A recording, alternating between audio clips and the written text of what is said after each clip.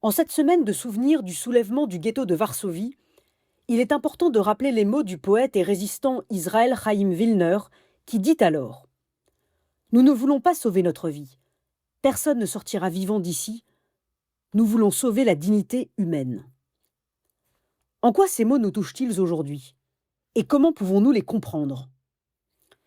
Israël Chaim Wilner nous rappelle que la liberté n'est jamais un combat singulier, mais toujours un combat universel. Lorsqu'une personne se bat pour sa dignité, elle se bat pour la dignité humaine. Lorsqu'une personne se bat pour sa vie, elle se bat pour la vie humaine. Il n'y a pas de combat singulier, il n'y a pas de combat particulier, il n'y a pas de combat individuel, surtout lorsque de telles valeurs humaines sont en jeu. Nous ne sommes pas des êtres humains éparpillés les uns les autres sur la surface de la Terre, tels des loups solitaires. Nous sommes tous liés les uns aux autres et c'est pourquoi celui qui sauve une vie sauve l'humanité entière.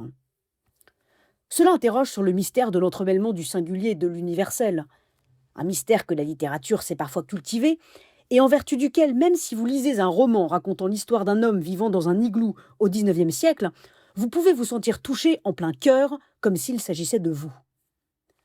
Cela interroge aussi sur nos mots et nos comportements à l'égard des autres. Notre prochain n'est pas juste notre prochain, il symbolise aussi tous les êtres humains. Chacune de nos actions a vocation à devenir universelle. Chacun de nos comportements a vocation à devenir universel, et c'est au nom de cette idée que le philosophe Emmanuel Kant a pu écrire son célèbre impératif catégorique: agis uniquement d'après la maxime qui fait que tu peux aussi vouloir que cette maxime devienne une loi universelle. Autrement dit, es-tu certain que ce que tu t'apprêtes à faire mérite de devenir un comportement universel? Ton action mérite-t-elle de devenir un modèle d'action pour tous?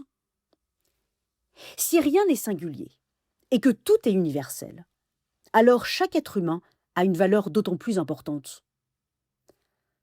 Nous ne voulons pas sauver notre vie, personne ne sortira vivant d'ici, nous voulons sauver la dignité humaine.